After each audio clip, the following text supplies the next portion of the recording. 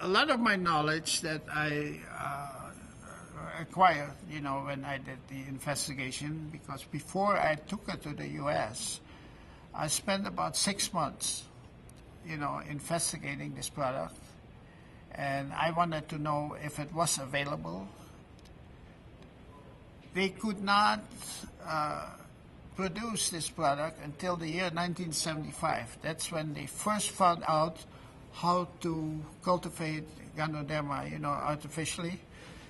And it was done in Japan. Before 1975, it was available only in the United States, in Chinatown, in San Francisco. And the price of that at that time was $150,000 per kilogram. At that time, you could buy a 4-bedroom home in Los Angeles for about $40,000. A beautiful home, see? And that was 1 kilogram of Gano that they sold for $150,000. You could buy 4 beautiful homes at that time. That's how expensive it was, because they had to get it from the mountains in China, and that's the only way they could acquire it. So they really going commercially, after they found out how to cultivate it, that was a big improvement. Now again, before I marketed it here and on a big scale, I acquired a lot of knowledge. But during my investigations, I learned a lot, and I like to teach this to the people here if they want to know more about it. Yesterday we had a meeting here, and today people flooded my booth, and they wanted to know this and this and this. And basically they asked me the same question. So I will set up a website, or being part of a website, where I will put a lot of details in there. Some of it I cannot really really put everything there, but at least enough so they know what it's good for.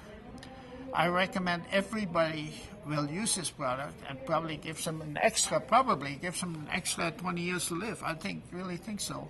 I'm now almost 80 years old. I'm 79, and I feel like I'm 40 years old, since I use this product. I've been using this product now since 1999, 2012 now, so that's 13 years approximately, and I keep feeling better and better and better every day, and I think that is the result of using this particular product.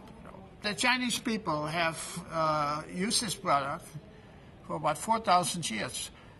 The only way they could acquire this is get it at a certain level in the mountains, and it was so scarce because not every mushroom is a Ganoderma mushroom, that the emperor of China, he put out a decree that nobody could use it. It was only for him, And when they had a little surplus, they were selling it at an enormous price, and it was not available to anybody until the Japanese knew how to cultivate it, And again, the way they cultivated it at that time is a little bit different as today, because they found a better way now, to do it. It's still a long process, and the most ideal place to cultivate it is in Malaysia because of the ambient temperature. The ambient temperature in Malaysia is about 30 degrees Celsius. Might vary by 1 degree or up or down, And to cultivate this exactly the way they want it, you need a 26-degree temperature. This is centigrades, and it has to be 100% humidity. It's done in a house that's totally dust-free.